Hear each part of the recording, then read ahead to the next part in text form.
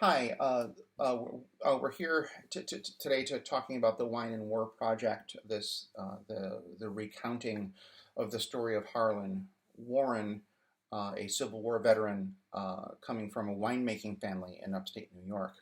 And today we're talking with Ted Sargent, okay, who is a professor of military history at SUNY Geneseo, and also lieutenant colonel and veteran of Afghanistan and Iraq. So we're unpacking a bit of this sort of this veteran story, okay, and how we tell it today, okay. Since you teach military history, um, what are those things about the veteran experience that you find are are are most important in the classroom today? Those things that students are most interested in understanding what a veteran is, because of course we're not in a time right now with a draft, right? Okay, Yeah. and only a very small percentage of our population actually is in the military. Um, what is it about the veteran's story that you find most important to your classroom today? Um, I really think that there's a type of consistency, um, regardless of time or place. Okay. It doesn't matter which uniform someone wore. Many of the experiences, things people see, things people have to deal with, relate to, and cope with, they tend to be consistent regardless of time. Um, I'll have students read Stephen Crane and Also Quiet on the Western Front and Band of Brothers, and much of it is recognizing there is a consistency to the experiences that they have. The problems they face when they come home, the problems they face when they're deployed, when they're overseas, those things tend to be, well, there's a pattern to it. They repeat themselves. Everybody misses their family. Everybody is scared. Everybody thinks the food sucks. There's things that are consistent, and after they come home, those things still remain consistent. And I think the challenges that soldiers had, whether it be World War I or World War II or the War on Terror, Vietnam, they tend to face some of the same problems and challenges. So um, anytime you can look at those experiences, I think many people will appreciate those challenges, appreciate and better understand them as well. Well, let's look at one subset of those challenges. Okay, let's look at the coming home experience. Okay, so uh, you know, Harlan Warren, enlists in the 33rd Regiment of the Union Army.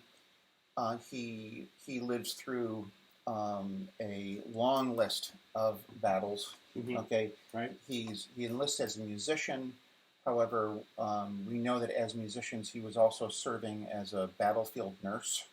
Okay, he was doing lots of other duties. Right. Okay, Right. And in some cases may have even had a gun in his hand. Mm-hmm. Um, and he comes home from all of that. He survives all the way through Appomattox, and comes home to take over his family's winery, a very successful winery, what's considered the first commercial winery in the state of New York, uh, and um, and and in the midst of other kinds of progress, with the railroad coming through, that winery is destroyed, and Harlan dies by suicide. He has wife and children. There's a legacy there, but many of the sources describe Harlan as sensitive in a very kind of Victorian sort of Mm-hmm. yeah. Second half of the 19th century way of describing Right. that character, right? Okay, so what what are some of the common themes that you see in Harlan's story that resonate through other veteran coming home stories? Probably the most obvious thing would be that people won't understand. Once that person has various experiences, they see things, they deal with certain situations, Mm-hmm. um, there's a feeling that other people will not understand, and a feeling that your family won't understand. Is there an assumption before they come home that they won't understand, or is there more of an assumption that I can actually share this? I think it's more than an assumption. I think you figure out as you have the experiences, you realize nobody's going to believe me, no one will understand, no one can relate. And the people who can relate are those people that are your comrades, the people who share the experience and the things that you've done. Those people, you look at your buddies and think, they understand. And when you get out, you often are very much severed from those connections. And in the past, I mean, we're talking the 19th century. There's no email, there's no Facebook, there's no social media. It's very difficult to maintain any kind of contact with those other people. And many times a way of dealing and handling the situations, a bit of a catharsis is to be able to talk to your comrades and your friends. And I think that's a little easier in modern times to do, but it's kind of a theme. You're disconnected. So knowing your family probably isn't going to understand. And often you don't want to recant. I'm sure that he didn't want to come home and say, let me tell you about this battle and everything that happened. Right. You don't want to walk through a story any more than someone say, step by step, explain to me the car accident you were in. Right. People don't want to relive it. Right. But the people that understand it, that you might want to share at least the feeling or experience with, they're just not around. So I think in many ways he becomes severed from what would help him to be able to talk about it or interact with other people.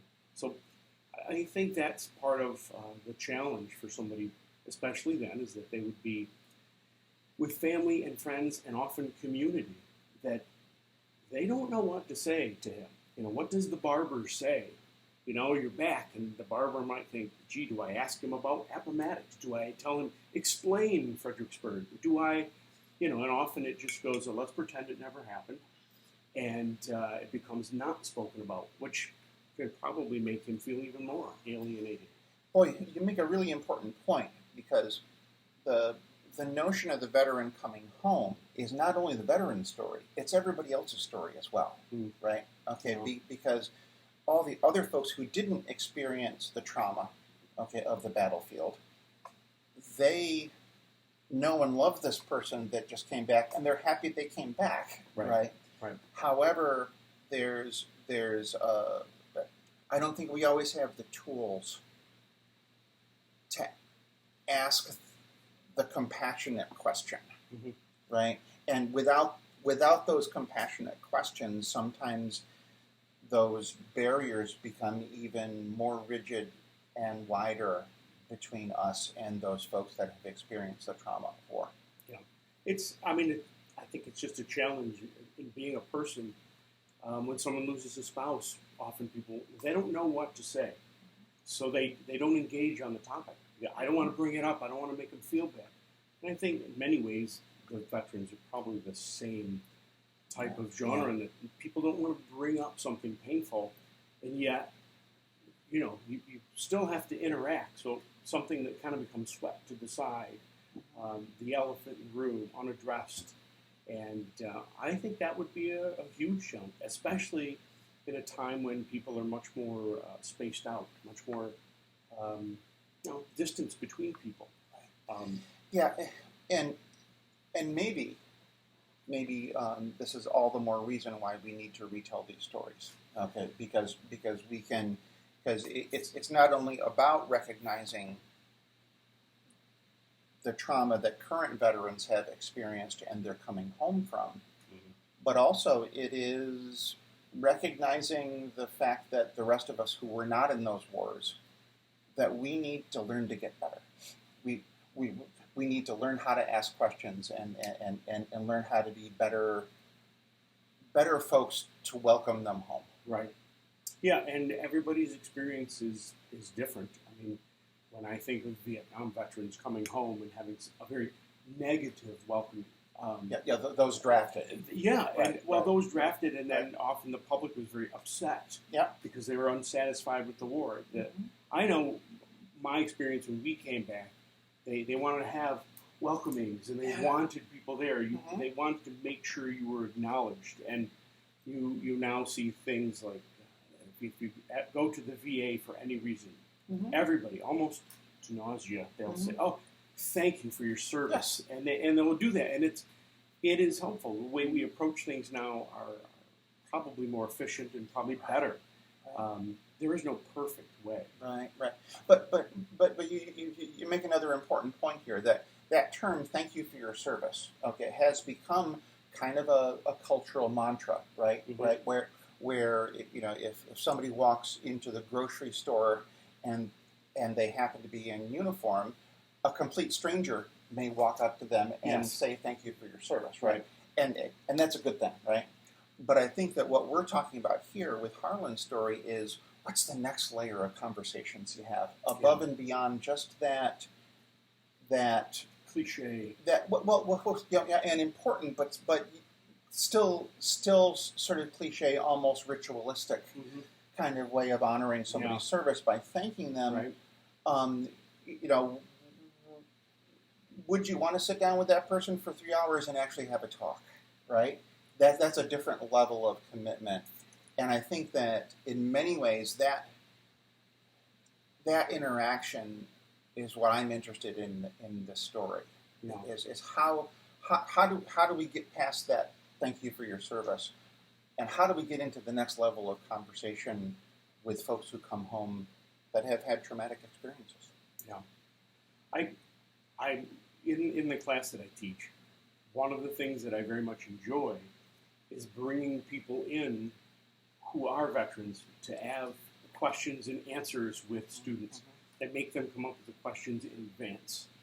But they're asking people who are in Bosnia and Kosovo. Yeah. They're talking with people from Persian Gulf War. They're interviewing and asking questions of people from Vietnam. And, that conversation, everybody seems to enjoy it. The veterans themselves really like to share and get it out, tell bits and pieces of their story. I think it also helps make them feel acknowledged and important. Sure. It's somebody that your experiences are valuable. Tell your story. And, Harlan, does he have a chance to tell his story? Does anybody ask him what his story is? Yeah. And, this is a chance to tell the story. So, I think there's a lot of value to that.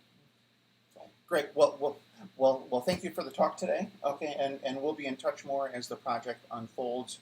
We're really excited about the way that Harlan's story may be able to create some new conversations among veterans today by bouncing off of his experience. Yeah, I look forward to it. So great. Great.